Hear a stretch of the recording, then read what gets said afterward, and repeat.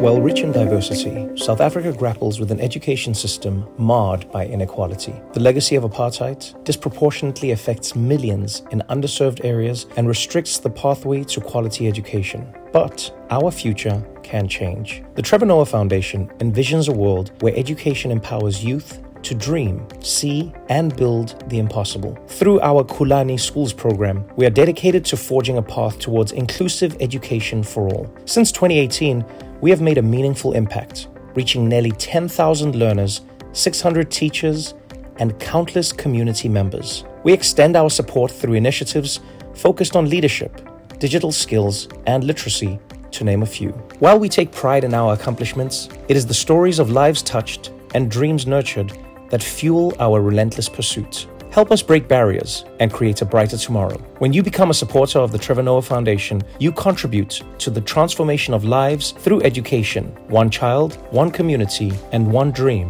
at a time. First things first, I must say that I'm massively impressed by the Trevor Noah Foundation and all the partners that have joined this. I see the vision, and particularly when you just look at the logo. The logo is fantastic in that it is the stump of a tree, and the rings indicate the growth from the center. But at the same time, if you look closely, it almost looks as if it is a fingerprint. And when you look at the outside of this particular logo, you see the African savanna, and you also see the city of Johannesburg. So this speaks proudly of Trevor's roots. It speaks not only of the roots in terms of the city that he hails from, the continent that he hails from, but also speaks of the very immediate society that he comes from in terms of from Johannesburg. And so the Trevor Noah's vision and its mission is to uplift through education, but not just exclusively. They have in fact gone as far as partnering with a group like Faranani, Chivenda word for let's make things work together, and a group called Youth Bold. I think one thing with the Trevor Noah Foundation is what we need to remember is that we are working on a smaller scale.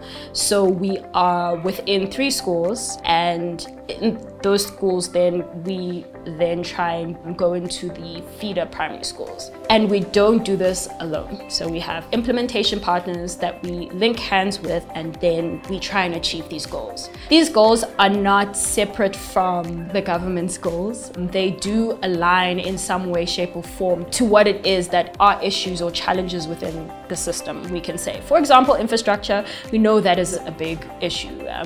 We know in different provinces, they have different issues that tend to come around, and we hear this in the news constantly. We also partner with the government, so we're not working in silos.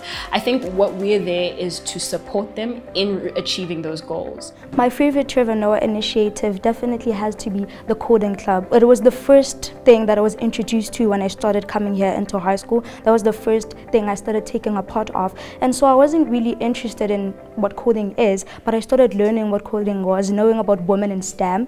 And I think having to learn that and now knowing that I actually have an extra skill in coding. So I thought that was so amazing because it opened my eyes to seeing the lack that we have in women in technology, and we need that. And so I started also being interested in technology. Learners have actually benefited greatly in terms of technology. There are competitions that are actually run through this program in which these learners, they come and get to be trained, the coding part, robotics as well. Those are some of the programs that are run. It really works wonders for these learners.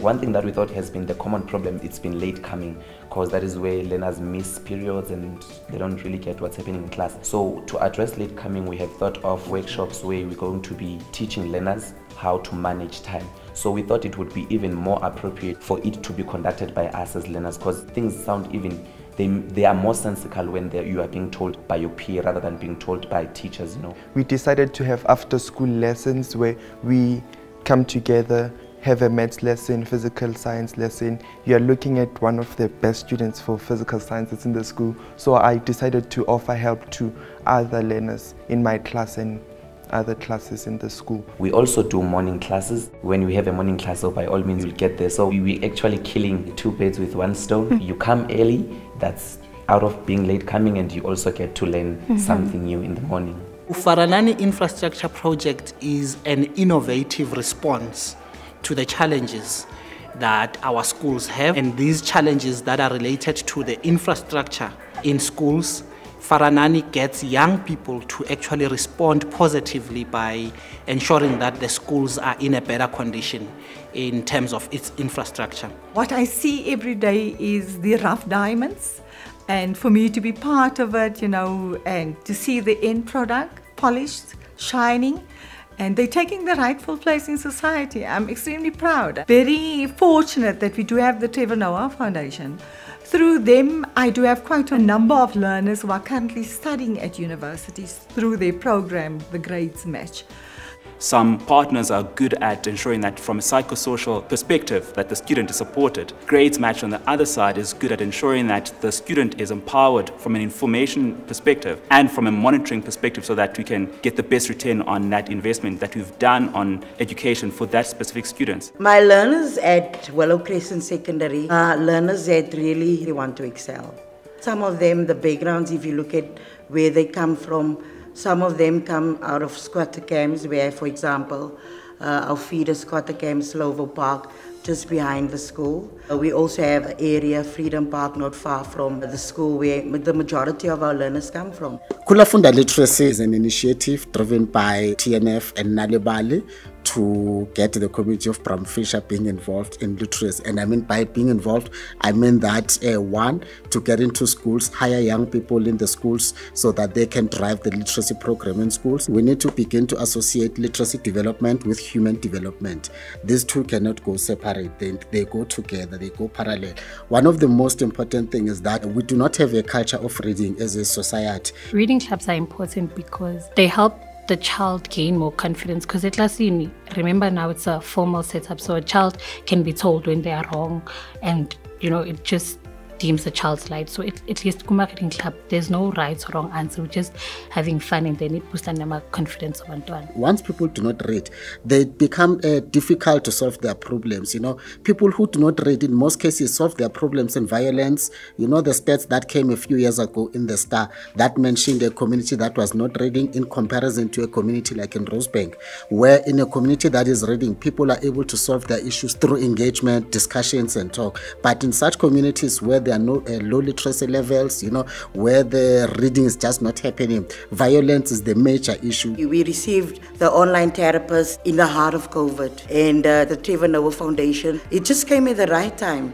Because we all were in the dark with COVID-19, what's going to happen, how are we going to change and flip the classroom to adapt to this new thing that none of us knew about it. Because at that stage there was not much information about COVID-19. So a lot of us really depend on that. To be able to speak to someone about your fears, the impact COVID-19 had on us as educators, teaching with the mask on, bringing the learners back with masks on, sanitizing them. You know what, that was a lot for us to deal in. We were not trained for that. So at that stage, the online therapist was like, I hope that something like that can never end, literally, because we are constantly have to face situations that we're not trained for. So you need to speak up about that. And my online therapist, that was something that really added value to us as teachers, life educators. Kliptown Primary does not seek money. Money really is paper with value assigned to it. Kliptown Primary wants things.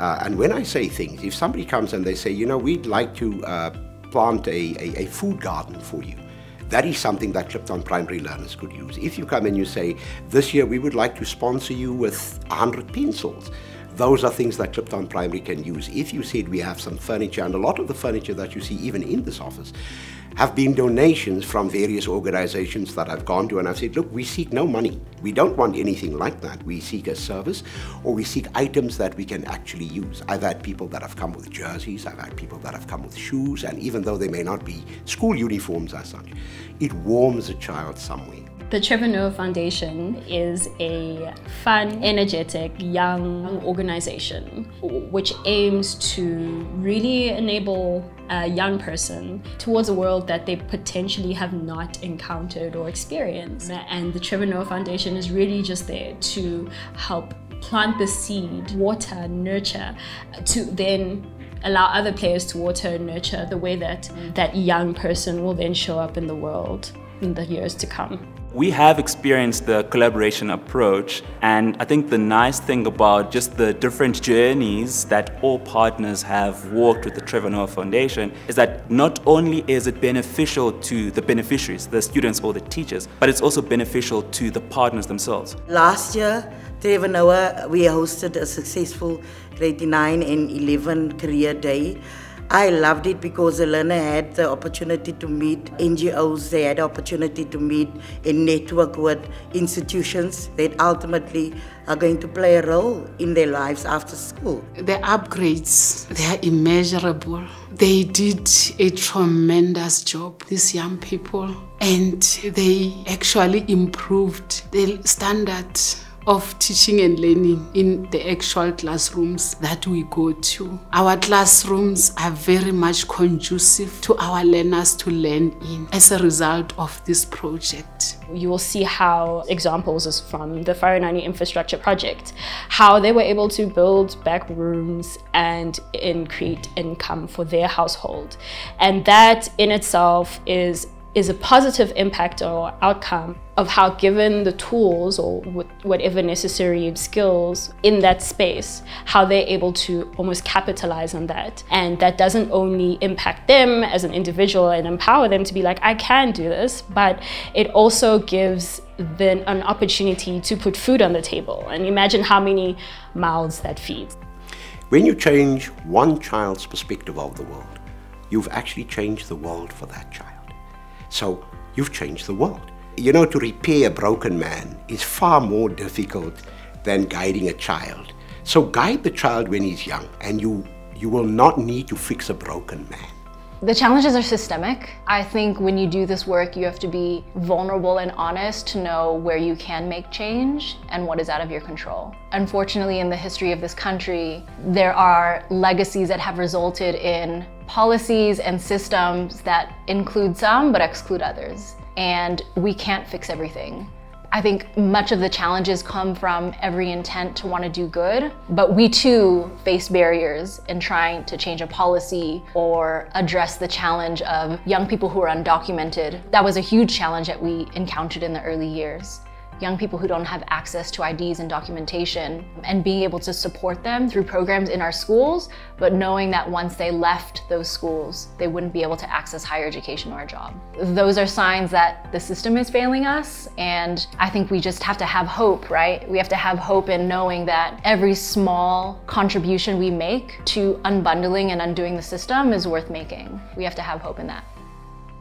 But there's work to be done here, and this is why I'm pedantic about the kind of staff that will be compassionate and passionate towards any child, but particularly a child that belongs to the Clipton primary family. So a lot of opportunities have been created by the Trevor Noah Foundation, and you know what, a big thank you to the founder, Mr. Trevor Noah, for giving back to our community, giving back to our country. Because there's absolutely, I am of the strong opinion that there's absolutely nothing wrong between the kids in the township and the kids in the suburbs.